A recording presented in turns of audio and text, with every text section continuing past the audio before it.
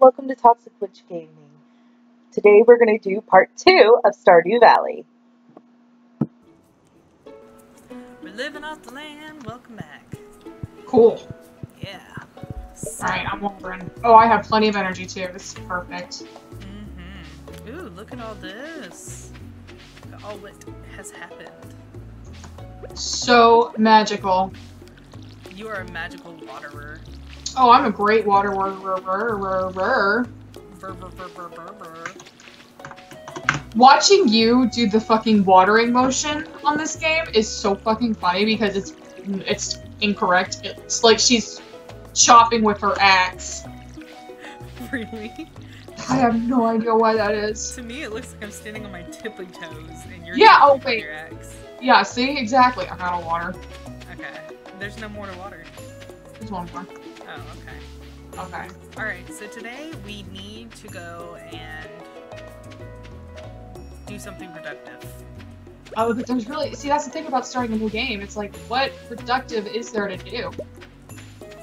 We can make more money. I guess that's true. Okay, I'm gonna actually clean up a little bit out here. Oh, you know what I could also do is fish. I think I'll do that. Yeah, you're really good at fishing. Oh, I shit. suck at fishing. Let me tell y'all guys, I suck at fishing. That's okay. We'll get you to learn. We'll get you fishing in no time. Oh, I need- wormies! Hmm? Found some worms. I found a book. Cool. Yay! Got a lost. That is always very useful. Off I go. I always worry that nobody can hear me because I'm so used to having a mic that's on a headphone set. Well, you can just the distance you are from the microphone now is fine. Like I can hear you just fine. I'm fishing. Excuse me. Let's see if we have anything on the board to do. Nope. That's Okay. right. I could check the board as well. I'm gonna check the trash. Oh, I got a broken CD. I still need Elliot. I still need to give him a daffodil. Shit. Well, he's probably still in his house, so who cares? Yeah, remember after 10? Mm-hmm. 10 is when he'll let you in. Or at least when he starts to show his face. Lazy bum. I know, but yeah. That's But he's what handsome, so. Yeah, he is. He's pretty handsome. I'm trying to find some more of those little wormies to kill some time because everything opens at like 9 o'clock. I know, and then from there, you still have people, like, who don't come out until 10, and the time is so slow on this. Oh, I got a mod to change the speed of time, but I don't know if it would work on a multiplayer like this, and I don't want to try it. because you don't want us to crash again. Yeah, yeah, oh my god. I'll skip that now. I'm just kidding, I think it'll probably work better on my desktop. Oh, you're using your laptop? Yeah. Oh yeah, there you go, that would probably help. Eh, Hey, there you are, Vidal. fishing. Aw, come on, man, let me in. Let me in. Watching you from here try to attack that rock is hilarious because you're just like bouncing all over the place. What is happening? Let me in. Oh my god. Let me Oh, here we in. go. I see. You're pickaxing now. I'm so distracted by what you're doing that I'm inadequately fishing. Oh, okay. It doesn't even look like you're fishing from my view. It just looks like you're staring off into the distance. I know, that's fucking wild. I hope I'm very excited for official multiplayer, but if it ever comes out, I hope it does. Well, I really do too because well, what I'm hoping really is like most multiplayers where because I really think he's not gonna do this where it's paid. Oh no, absolutely Paid not. multiplayer, which Yeah. is stupid. Oh yeah, for sure. Because I'm like, I mean, I can understand the business side to it, but at the same time, you're like, You've already released such a great game. Why would you want to add paid content? And that's the thing about indie developers, they're usually not like that. They understand that that's not what users want and that's not what gets them to buy their game. So, you know. I mean, you can maybe later do like a promotion or something, like to make more money from it. Heck, have you seen how much Harvest Moon has made from those plushies?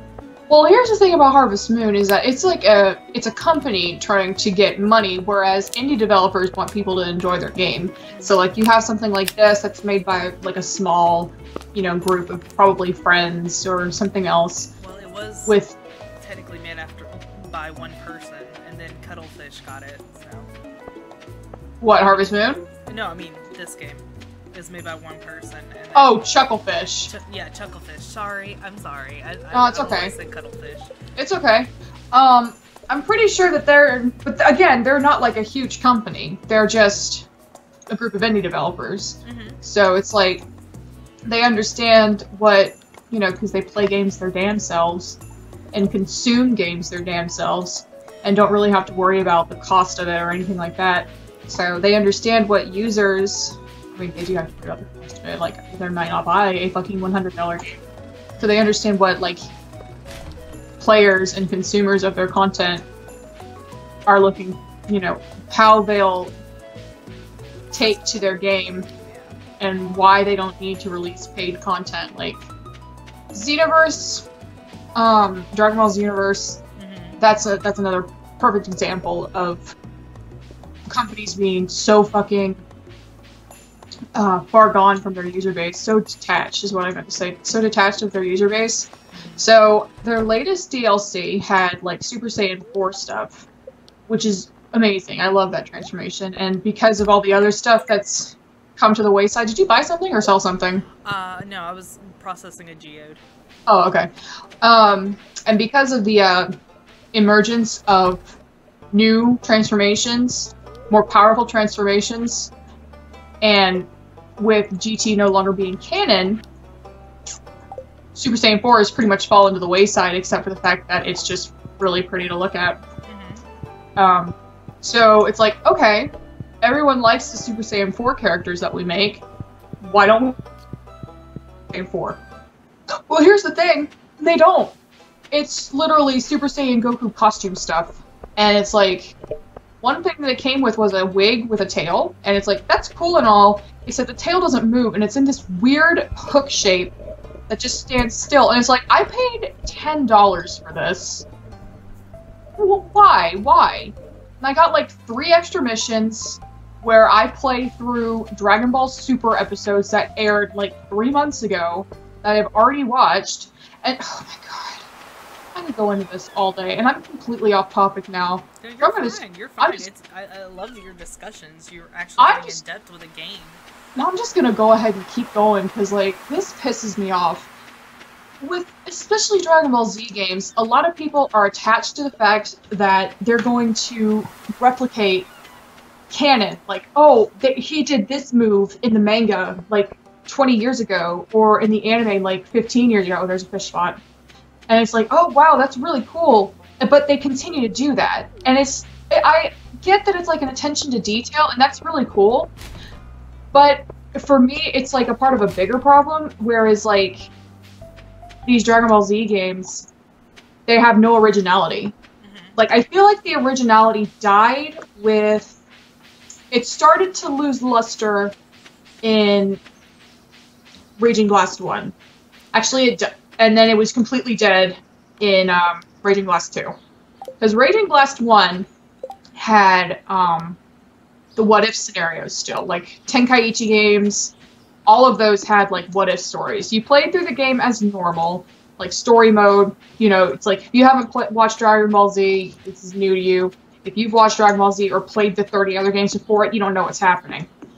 So, you have that, but then you have these really cool what-if stories, where it's like, what if Raditz was, you know, lost his memories, and when he came to Earth, and he started to live his life with Goku and Gohan until he finally came to his senses, but couldn't follow through with his mission. That sounds really cool. That was a what-if story from Tenkaichi 2.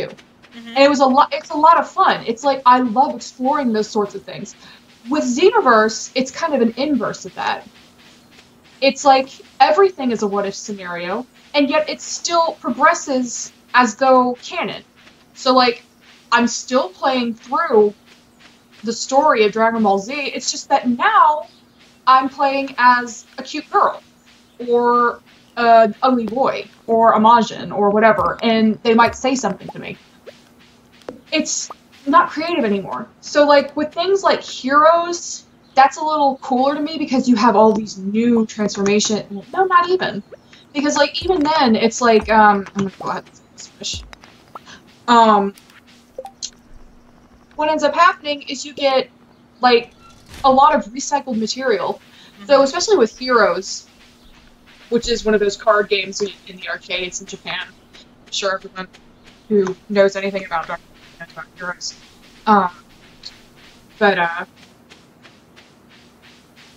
It's pretty much the same concept as Xenoverse, from what I can gather. It's like, you have your little avatar characters that you can't really do much with. And from there, you, so there's one of those. I can sell both of these. And Chubbs, I only need... Okay. But yeah, there's just no originality in Dragon Ball games anymore. And I understand, there's only really so much you can do with content that's over 30 years old at this point. Mm-hmm. But, especially with Super coming out, that means that there are still people creating fresh ideas. So why can't you continue to create fresh ideas? I would be willing to spend the money I spent. I mean, I'll still buy it, because I don't want to miss out on anything, and I feel like that's something that business owners, like game companies, really prey upon, is the I don't want to miss out on this sort of mentality. Mm-hmm. It's like, oh, what if there is something new in Xenoverse? Which for me there was. You could be Broly's student, and I love that man with my heart and soul. He's the light of my life, flesh of my flesh, blood of my blood. Yeah, cream in my coffee. That's the best one because I love coffee and I love cream in my coffee. So. But the thing is, that's it. That's the only thing that I spent over $60 on a game. I think over 70 because I got a season pass. Yeah, I spent $70 on that game just so that I could train under Broly. Because that game is pretty much exactly the same stuff, save for like a few improved gameplay mechanics and nothing else. So it's like, but the thing about it is that companies will continue to rehash content if people continue to buy it. But you can't not buy it because it's Dragon Ball Z. I will buy it. I will make my character. That's how I do it. I just love seeing how things progress. And I was really and truly hoping that Xenoverse 2 was going to be good, and it wasn't. I mean, if Xenoverse 2 were Xenoverse 1 with like, okay, if Xenoverse 2 and 1 were combined, it would have been definitely worth the $70. But Xenoverse 2 and Xenoverse 1 are not cumulatively worth $140. That's just ridiculous. They're the same game. Xenoverse 2 has a bigger roster, but barely, and it's only because of DLC. So it's like, and the story's convoluted as all get out. So, it's just bad. I'm sorry, go ahead. So pretty much, Xenoverse 2 was just a DLC of Xenoverse 1. You could pretty much say that, yeah. Like, pretty much what constituted as DLC back in the day is what Xenoverse is. It's like if Xenoverse 2, I'm trying to think, okay, here is my absolute, oops, oh fuck, yeah, of course. I'm gonna buy a couple of these, actually. My favorite example of, my two favorite games, or at least two of my oldest favorite games, were, Phantasy Star, Universe, I think it was? Yes. I actually think it was Phantasy Star Online. No, Phantasy Star Universe. At first you couldn't play as like your own character, you had to stick with like Ethan Weber. And the story with that was really cool. And then online you could make your own characters like, oh my god, this is amazing. I have really good memories of that game. Well, Phantasy Star 2 takes what happened in Phantasy Star 1, or not Phantasy Star, Phantasy Star, Online. Well, not online, Phantasy Star Universe. It takes what happens in Hey, what's up? It takes what happens in Phantasy Star Universe, first one, and then it expands on it. You're a new person in a semi-new, semi-similar environment with a different story and more things happening. And it's like, this is really exciting. Phantasy Star Universe 2 was a shitty game, but I mean, learn from that. And like, Xenoverse, the thing that sold me on it was the character creation. And the character creation of that game sucks. It's garbage. It's just total garbage. It's like, you can be, and this is the worst part about it, everything that you do to your character affects how they play in game. You have a tall character who's super skinny, they're going to be slower, I think. I can't remember what height influences, but I know that weight influences your hit strength as well as your speed. So like, Zanira is, you know, this small, stocky, MILF of a woman. Hey again. And it's like, I want to reflect that as closely as I can. Well, for starters, the weight slider is bullshit. It just makes you wider. It doesn't do anything. And I keep going back to this game, because I guess I just loved it as a kid. I know deep down it was terrible, and I'm looking at it through, like, rose-tinted glasses. But the thing is, Phantasy Star 2, or Phantasy Star Universe 2 did so many things right that Xenoverse should have done correctly. So, Phantasy Star Online, God, Universe, and Universe, oh god, Phantasy Star Portable, and Phantasy Star Portal 2, for that matter. They both did really well character creation. They had a variety of clothing that you could pick, and like a huge selection of colors, and I remember Phantasy Star. I think I still have it. You probably do, and I loved playing that with you. That was a lot of fun. Just fucking jacking up and hooking up the, and like being in the same room, 2 feet away from each other, not even looking at each other. Fucking just playing our game, looking cute like little robots. It was a lot of fun. You said you played it. Brandon But, said you played it before. Oh, it's fun. It's really fun. My thing about that, though, is that the character creation is great. It uses, instead of, like, a preset, like, appearance, it uses, like, a grid system. Whereas, if you go all the way to the top left, you are super skinny and just very decrepit looking. Whereas, if you go more to the right, you start to get more muscular. Well, if you come further down, you get, like, super skinny, and then if you go to the left, you get super fat. It's just, like, I don't know how to describe it. If you're right in the middle, you're like average, but the further you stray from the little center, the more different, varied your character becomes. I was really hoping that... Oh, you changed the thing. I was really hoping that that sort of customization would be available in Xenoverse 2, but I don't know what the fuck gave me that idea or that hope. Look how much money we have now. I see. I'm fucking amazed. We're already like a quarter of the way to, maybe not a quarter, like a fifth of the way to getting our daggone coop. Hold on. Brandon.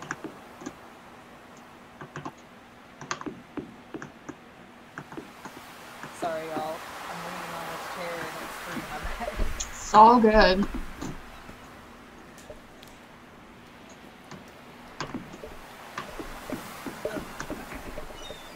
It's this pretty dining room. It's a pretty dining room chair that my mom bought me. Oh yeah, see, that's why I got myself an actual computer chair. But even so, my back still hurts. Of course, that could be because I don't have a mattress pad anymore because my dog peed all over it, so I had to get rid of it. Yeah, that's usually how it happens with dogs. Oh, horrible. But yeah, I fucking, nothing gets between me and my fucking puppies. But yeah, Xenoverse. Character creation sucks. You have like 4 sets of height, 3 sets of weight, and they negatively influence your character depending on what you pick. So Zanira, being, you know, stocky MILF bitch, she I made her short as possible, and I made her fat. Oh, I know what it is. The height, I think, affects the hit of your punches. And then, no. Okay. Accuracy? Maybe. I don't remember. I do know that if you were heavy, you had a negative impact on your key strength. Well, Zanira is all about key strength. She's a key fighter. Like, that's just how I made her. So I can't make my character look the way I want because she won't play the way I want. So I have to change her to be some generic-looking, skinny little bitch with a tiny ass. Give me a fucking break. And that's another thing. I mean, I understand that it's Dragon Ball Z, but for God's sakes. And that, I mean, something else. I don't like the silent protagonist thing, A. B, why does Goku have to come and save me? I have proven countless times in countless other games that my character is fully capable of taking care of not only herself, but the entire universe. So, like, why do I need Goku here? I understand that he's like the token character, just him giving me energy would be fine. Give me a fucking break. Okay, so the ending of Xenoverse 1 was fantastic. Oh, I need to look at this, Elliot. I mean, if you get the correct ending where you fight Demigra, like, quickly enough, what will happen is that you will defeat him on your own with, like, the power of friendship, which is great. I am all for that. But in Xenoverse 2, actually that does happen, doesn't it? It's still the same. Yeah, you still, defeat him pretty much on your own. But it's still, Goku comes to help you. I don't need your help. I can do this by myself. Thank you. Where's Elliot? Oh, Elliot's gone. Oh, he's at the store. Okay. But yeah, it's just irritating how heavily reliant Dragon Ball Z is, or I guess I should say Super, is, or I can just say Dragon Ball, how reliant they are on, Goku. Like, it's ridiculous. I understand that he's, oh, I'm sorry, go ahead, so I'll remember what I was gonna say. I know he's the main character. He's the main character of Dragon Ball, and he's the main character of Dragon Ball Z. But at the same time, I'm just like, can we get a little backstory on the other characters? I mean... And see, that's the thing. A lot of people feel that way. But the problem is that not enough people feel that way. So, here's what ended up happening. We tried to pass, in Dragon Ball Z, we tried to pass the torch off to Gohan. Nobody wanted the torch to be passed off to Gohan. Suddenly, the series drops in ratings, if I'm not mistaken. It wasn't as popular anymore because there was no more Goku. So we bring Goku back as Goten. Because Kid Goku was really popular. He was really popular in Dragon Ball. Only now we have someone who looks exactly like Goku trying to be Goku. And it's like, why don't you just bring Goku back? So they did. The problem is, now that's all that happens. Goku gets all these cool, unique transformations. I'm surprised he hasn't become the legendary Super Saiyan. I mean, he's gone above and beyond. He's a legendary clearly. Super. Exactly. But the thing about it is that he gets all these unique new transformations and nobody else gets any. So, like, the only thing I can think of is the legendary Super Saiyan form, which Kale now has, which is great and all, but that's, like, the only unique Super Saiyan form now. Because Super Saiyan 1, okay, anyone can do that. 2, anyone can do that. 3, anyone can do that. Vegeta technically can do it. 4, whatever, that's non-canon anymore. Which ticks me off because I am a big fan of Vegeta. I know this episode's running long, but it's all good. I am a big fan of Vegeta to the point where I'm sitting here going, okay, he is over there training his butt off. Goku's just lazing his butt around, not doing anything. Thing. And I don't like Vegeta. Like, I used to like him a lot. I found his, like, especially in Dragon Ball Z, especially in the Android Saga, he was so fucking cool and so full of himself. I loved him. Yes. Not so much anymore. He's not really fun anymore. It just seems stale and tired now. But, that's why I stopped watching after the Cell Saga, because I was so into Vegeta. I know, yeah. I love the Majin Buu saga for the whole fact that he, like, knocks his son out to save him. Yeah.